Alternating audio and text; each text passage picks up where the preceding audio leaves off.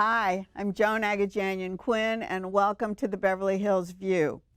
Our guest is artist Greg Colson, who was raised in Bakersfield, where he graduated from Cal State Bakersfield with a Bachelor of Arts, and then went on to earn an MFA from Claremont Graduate University, and that was in 1980. Greg's work has been exhibited in New York at the Speroni Westwater Gallery in Los Angeles, at the Griffin Gallery, and Conrad Fisher's gallery in, where was that? Dusseldorf. Dusseldorf. In Dusseldorf. You said you were connected to Beverly Hills through an old girlfriend, but you have, yeah, but you have a lot of collectors in the city. Well, a few. Yeah, a few, yeah. Because I know Fred Nicholas, Ed Ruche, and I was talking to my friend Marcia Harrow this morning, and she said she has some of your work. Yeah, I'm not super great on my files, keeping records, but I know there's a number of collectors here. But when you were at Claremont, were you coming here to Beverly Hills? No, not really, not really. When I was at Claremont, I was working at a pizza place in Chino, and I had a scholarship for half my tuition, and so I was just busy keeping my head above water.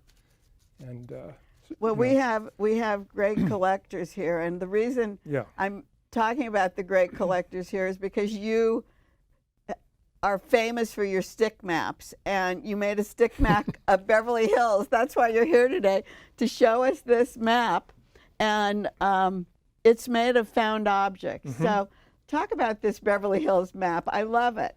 Well, it's actually something of a coincidence, because it's the only stick map I have left in my studio. Oh. I've probably done 40 or 45 of these in the last 30 years, and most of them are in collections in Europe, museums, a few museums in Europe and New York and United States. And just by happy coincidence, that was the only stick map I had in my studio, and so some kind of serendipity happened. But I can see Beverly Boulevard from here. I can't. Let me put on my glasses. Tell me what streets.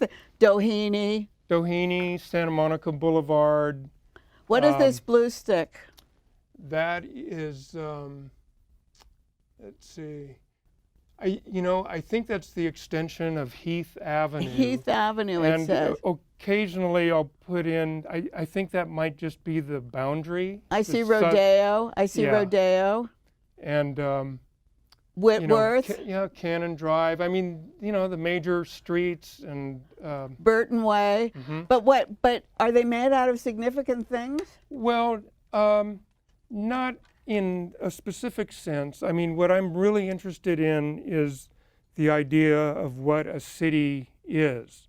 It's a kind of a situation that's built up over years, through just multiple influences. Many things have an impact on what a city is, and the feeling of it, and the shape. You said this is pretty much the shape of our city. Yes, it is. It's because it's separate from Los Angeles, and it's fairly defined if you look at it on a map.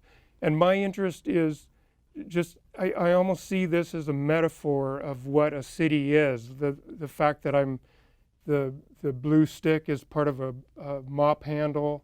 There's part of a ski pole.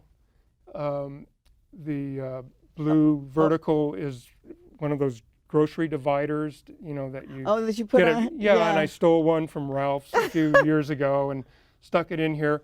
So these a ruler. There's a ruler. There's part of a frame, which is I'm having trouble reading that. And the red one. But the vertical frame. Oh, there, I see. Yeah. And pieces of molding and pipe. I think there's part of a lamp arm on there too. Is it significant for the street? Well, no, but I just think of all these different elements that have specific functions, and they're not you don't think of them necessarily as being related, but the way I'm using them, they become related here. And I think this happens with, with how we develop cities, like in Beverly Hills, I guess a guy named Doheny found oil, and then Beverly Hills was kind of adjacent to Hollywood during the silent film era.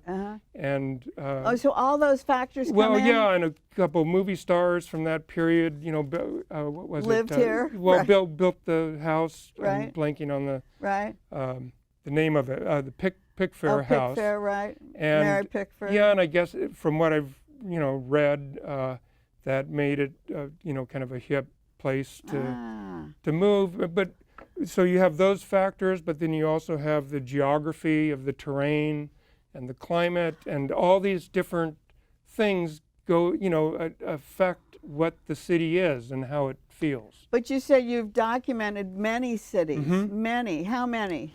I think I've done about 40 or 45 stick maps over the years, and I have to say most of them have been much less glamorous places. Oh, so how do you pick a place to do a stick map? It's kind of intuitive. I've known most of the cities, or at least been through them. Well, that's what I was going to ask you. Do you go to that city? Have you been to, like 40 cities, you said, or 40 stick maps? Yeah, or... well, I mean, most everybody's been to 40 cities. And then but I grew up in a much smaller town, a much different place than Los Angeles. I was born in Seattle, but we moved to California when I was 1. And when I was about 7, we moved up to Bakersfield. My father was a social worker, and and I have 2 brothers, and he raised us on a social worker's salary. One's an artist. One's an artist, my younger brother Jeff, and then my youngest brother works at LAX. Well, he does accounting. It's a much more conventional job. He has benefits and all that stuff.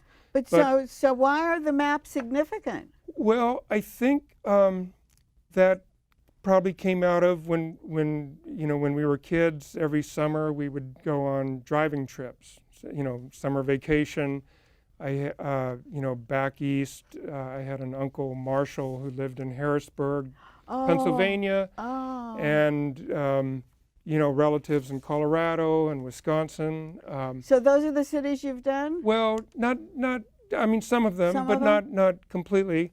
But around in high school and slightly prior to high school, my brother and I, we were beginning to get interested in art.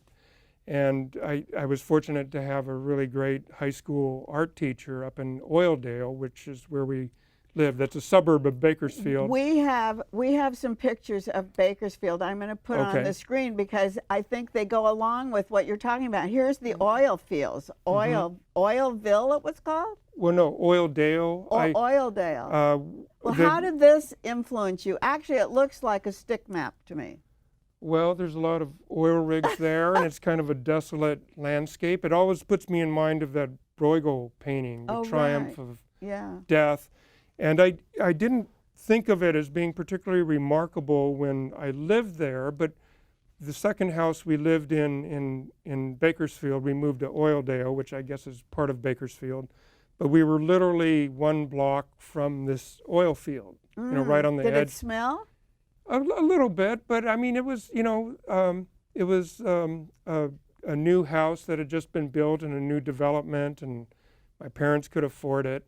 And I didn't really think of it. I mean, we would play in the oil fields, ride our bikes out there, and then when I went to my first year of college was at the community college, which was up on the bluffs, and so you'd drive along Panorama Drive and have this amazing vista into the oil field, and I think back on it in kind of, it's kind of sentimental in a weird sort of way because, just the notion of oil fields, the oil industry and everything, we're at a very different place in our culture now. Exactly. But the thing that you were talking about, you were getting interested in art. Your brothers were and your father, we have a picture of him with a bell.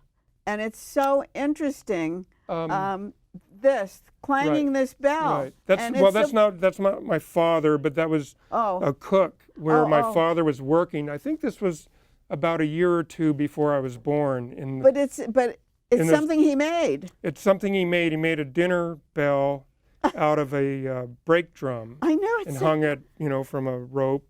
But that sort of has influenced what you've done. And there's one other thing that he made out of a coffee tin, because he seemed to be artistic, or he used this one. This is fantastic. Right. That's a Christmas cookie cutter made out of a Breakfast Club coffee tin that he cut out and pounded it out on the vise and soldered it together. So he was artistic. Well, he was curious. He was frugal. Let's say the word frugal. Which is great. And during World War II, he was stationed in the Aleutian Islands. He was an airplane mechanic.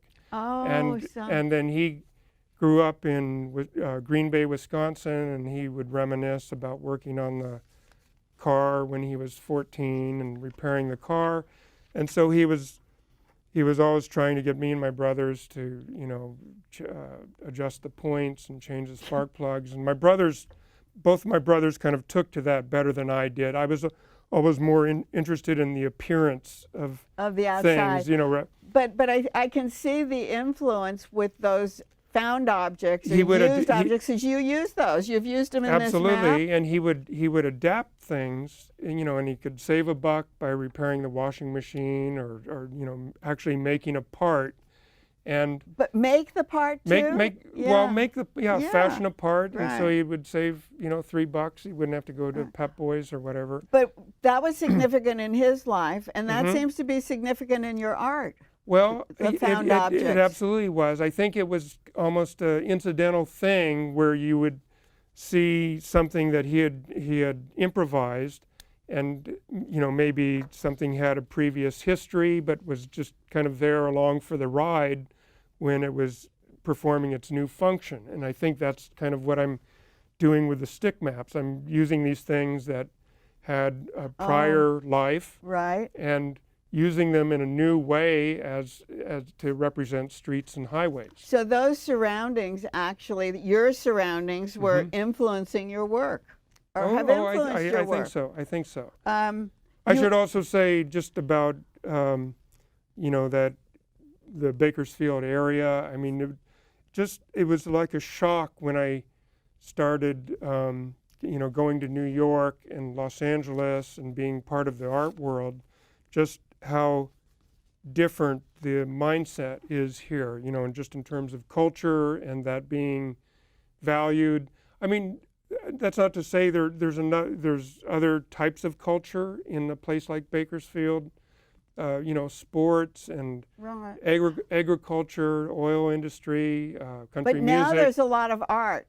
I just was up at the art museum. So. Mm-hmm. Yeah, I think it's. And she's like the director up there's very interested in what's going on here in Los Angeles. And she had a show of Laddie Dills, and she had a show of Chuck Arnaldi's, and Lisa Kitchen had her photography up there along with Doug Bush. Yeah, so she's been drawing from our pot of artists, taking it up to Bakersfield, which is like enlarging the scope of what they have in the arts. Absolutely. I knew some of those things, but I didn't know all the details. I've been up there. One of the things is you made comics for a while, and I think we had a picture of that, but I'm not sure if it's going to go on the screen. But what were the comics about? Well,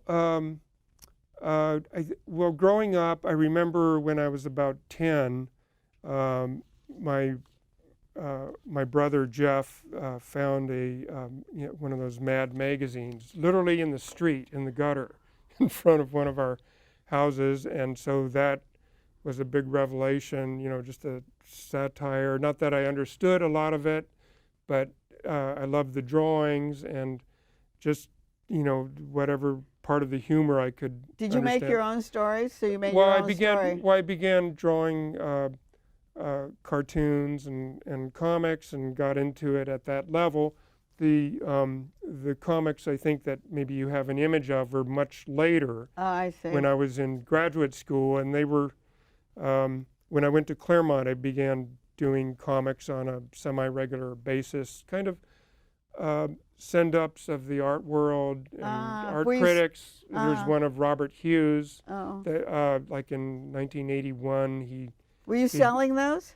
No, Oh, they were just for yourself? I would give them out to people. Like if I'd meet somebody, I'd have one in my pocket. And, you know, well, I was always kind of introverted, and it was a way to start a conversation, you know, or interesting. just to give it to somebody. But like one of the cartoons was about this documentary Robert Hughes did about the art, contemporary art, and it was called Shock of the New. Maybe you remember it.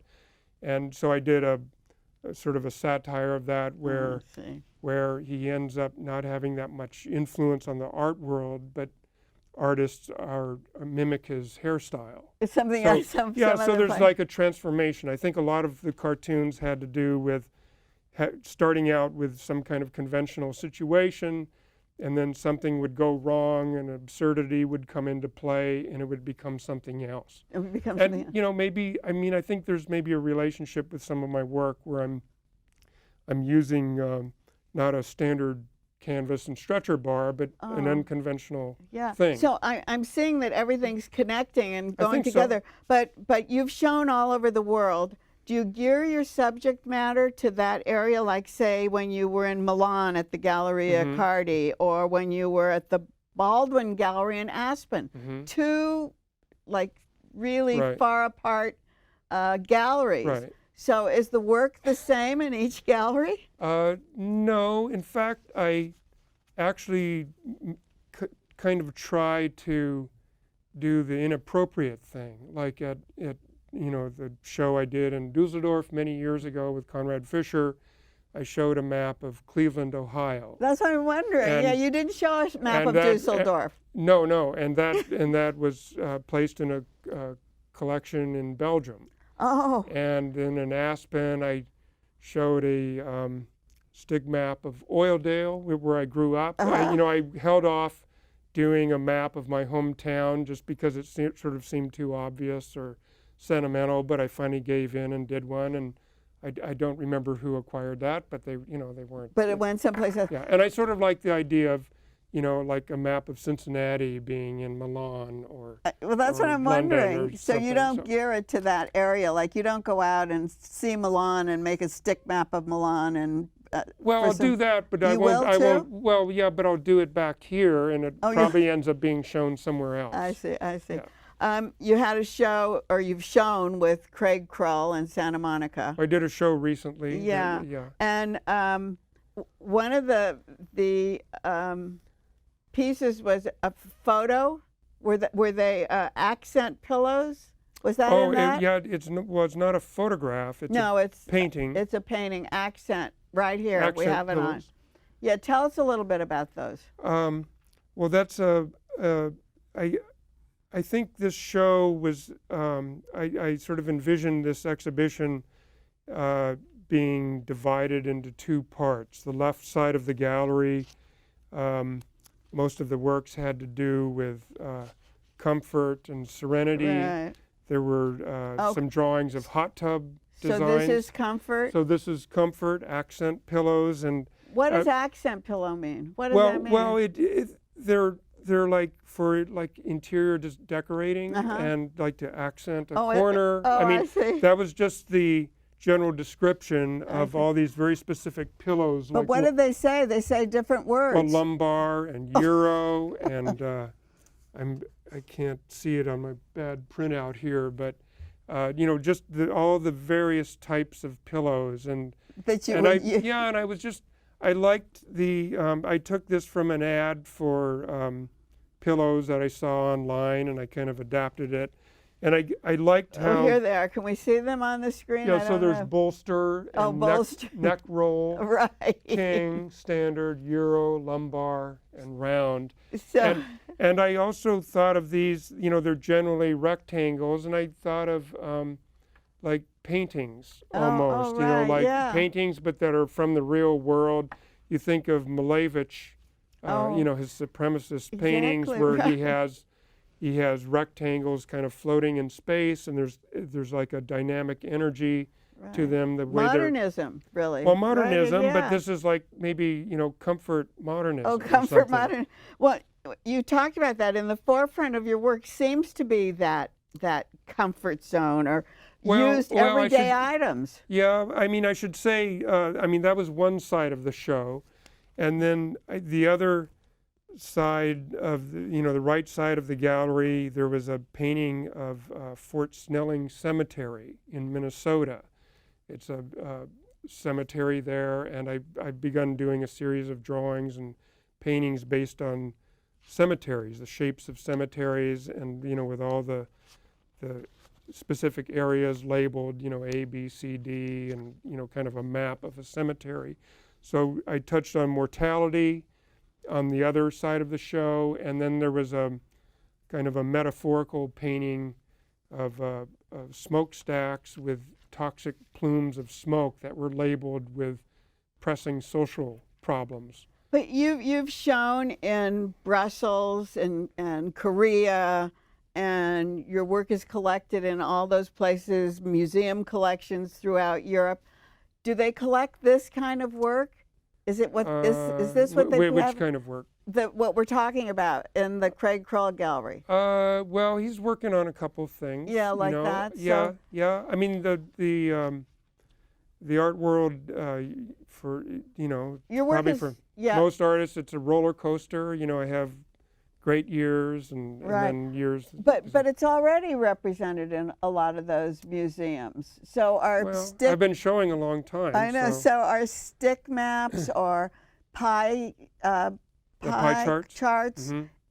in those collections throughout Europe, and with other private collections. And well, with those, let's see, the pie charts are more in private collections. Mm-hmm. There was a major collector in Italy, Count Ponza. Oh, right, who acquired quite a lot of my early work. And what were those, basically? Well, there was some stick maps and wall objects where I'm using things out of the real world that kind of intrude upon the subject. Something, yeah. Well, that's a different one. Well, that's a stick map of Amsterdam, and that's in a bank collection in Amsterdam. And that was one of the few times where I've done a residency at a gallery in Amsterdam. I was there for about a month and a half. Oh, it's great. And actually made the work there, which was a really wonderful So everything experience. that is in this map was found in Amsterdam? Was found in Amsterdam, and that's usually not the case, but it was interesting to work that way. And Amsterdam at that time, this was 2002, and they had a different trash pickup system than we have here in Los Angeles, where everything's recycled. It used to be much easier to find material, and now I kind of have to search more for it. So also at the Craig Kroll was a spare tire, which is another found. An inner tube. An inner tube. I actually bought it online. Do people use inner tubes? Look at this inner tube. Where? Well, that's actually it's not really for a tire. Oh, I mean, I've used those types of inner tubes in like 25 years. I just called it a tire, but I know it's an inner tube. But it's actually a tube, a larger tube for river rafting or floating on a lake. And so it's called a sport tube. I see. And what's on it? Well, the title of this work is Circle of Bliss, and so it's like a cycle of how to achieve bliss or happiness, like the six. I think it's Circle of Bliss. I think it's the 6 steps to so you achieving have the 6 bliss. steps on it? Yeah, and it's like a self-help diagram put on a inner tube, and there's. When I do these works, I try not to be too didactic about exactly how someone's supposed to interpret it. I want it to be kind of left open. I'm more interested in how in our lives, we start out with a plan, and then incidental things become important, and sort of flip everything over. And so in this Circle of Bliss piece, you're looking at the idea, the concept mounted on a inner tube, and you have all these associations of an inner tube. Maybe pleasurable floating on a lake and having a beer, or there could be like a risk element, which would be the antithesis of happiness if the air goes out. Right. Oh, I see. But the other thing, when you were saying that, reminded me of the pie chart on the airplane. How to avoid in-flight? What is it? Well, in-flight contact avoidance. I love this. I love this because when I started reading it, it's like everybody's nightmare to sit next to somebody on a plane and have to talk to them, right? It happens. So this is the avoidance. Yeah. And I think I took this from a survey in USA Today. Usually when I've done many pie charts of a whole range of subjects, psychological, economic, political. I know, but this is so funny. And there's always a category, a catch-all category that gives away the content of the work, and then the text has to be smaller because I'm explaining everything. So what's the category? The top one?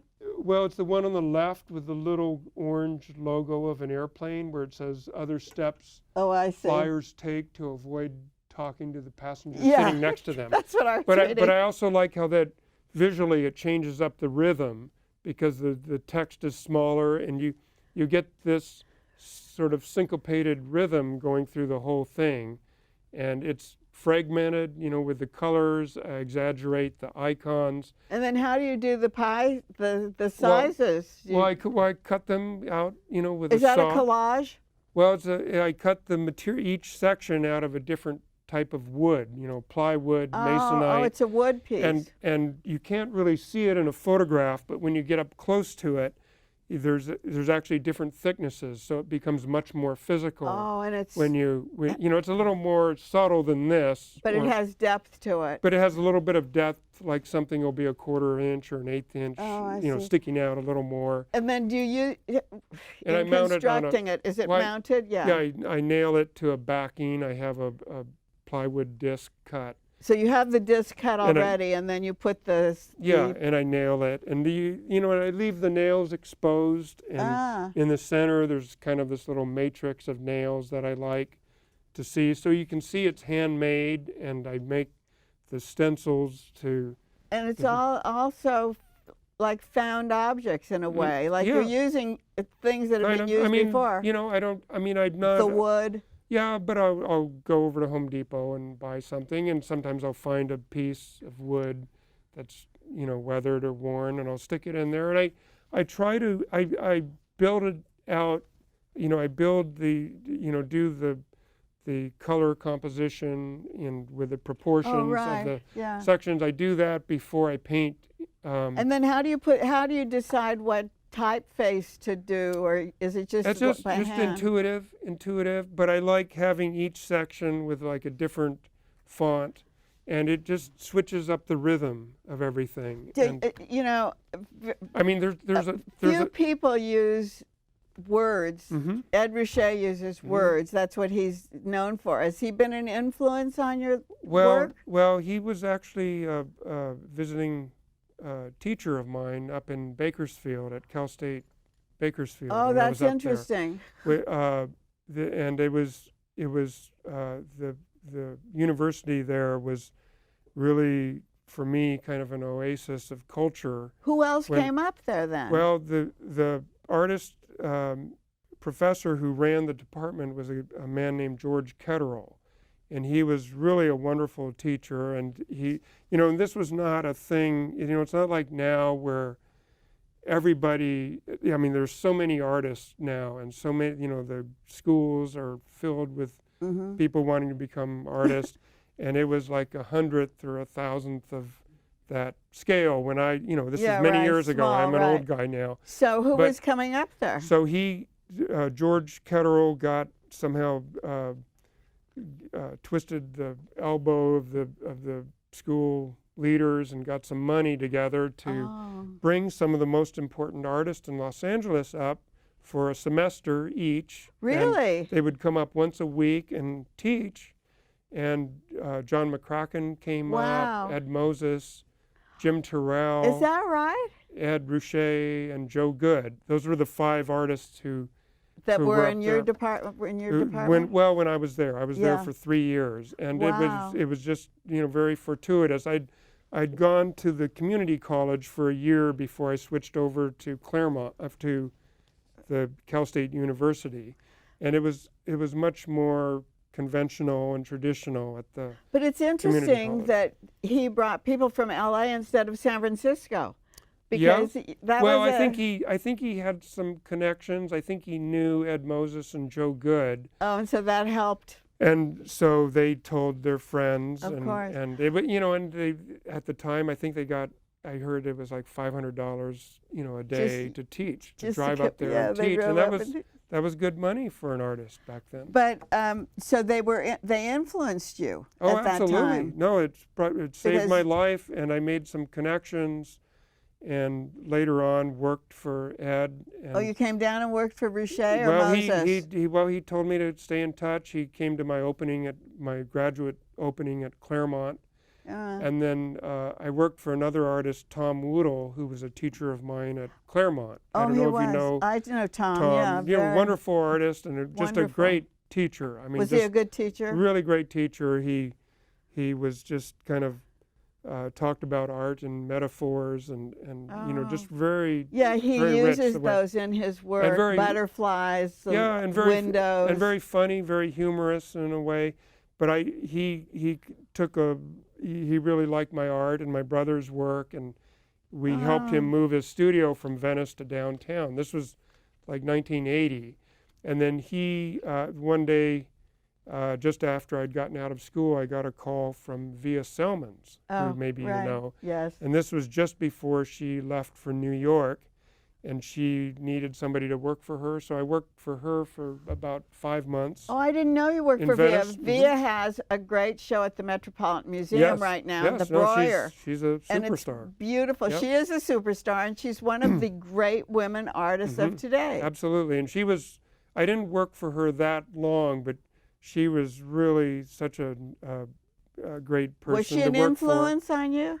Yeah, but also just, I mean, I didn't, I was, I don't know, I always feel like I was kind of incompetent. I actually built a bookshelf for her, and how I painted her building. She had a building in Venice Oh, so. at the time, so. But you're soaking in this whole atmosphere. Absolutely, and we would sit and talk after work, and it was the summer of 1980, and I think Philip Guston died, and Clifford Still died around the same time, and I remember, seeing the obituary with her, and we were talking about those. She's really a brilliant painter. Yeah. It's interesting because I was going to ask you about your art idols, living and dead, and we've talked about a lot of the living ones. Were you influenced at all by the classics, by classical painters? Well, early on, I remember, when I was getting interested in art, like the drawings of Leonardo, are just fascinating.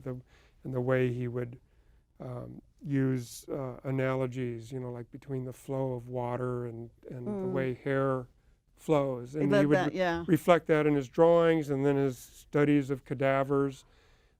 Peter Bruegel has always been a favorite of mine. That, yeah. Well, just he took the long view of things and actually would exaggerate the picture plane or tilt up the the horizon line.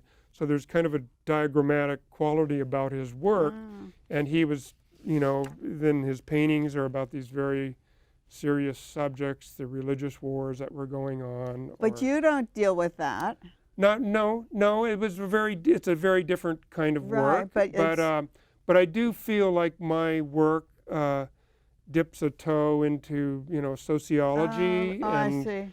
and just things that are going on now. I mean, I don't think in a different way. In a different way, right? I don't think of my work as being overtly political, but in one sense, everything's political. But it reflects our lifestyle at the time. And I think when you talk about those art of Leonardo and Bruegel, I think, and even Guston and sure, he had some classical strain through his work. But I would say my I cut my teeth on, Rauschenberg and Jasper Johns and Duchamp, Bruce Nauman. But those people were also talking about what was Sure, going on absolutely, at the time, right? Just absolutely. And yeah. I like a lot of abstract art, but I feel like for me, by the time I came along, monochromatic painting kind of had been done. Right. And I've always had some kind of element, whether it's the city maps or the pie charts, something to do with society. And maybe treated in an abstract language. Well, I think we should stop on that because I Okay. think that you really did bring it around. You talked about the artists who did address situations, living situations, and now you're looking Right. at what you've done. So we could talk for hours. Yeah, well, Or you maybe- could talk for hours, but Probably. I thank you so much for Thank being you, with Joan. us. I really appreciate it. Really, Greg Colson. And thank you for watching the Beverly Hills View today. We'll see you next time. I'm Joan Quinn. Bye.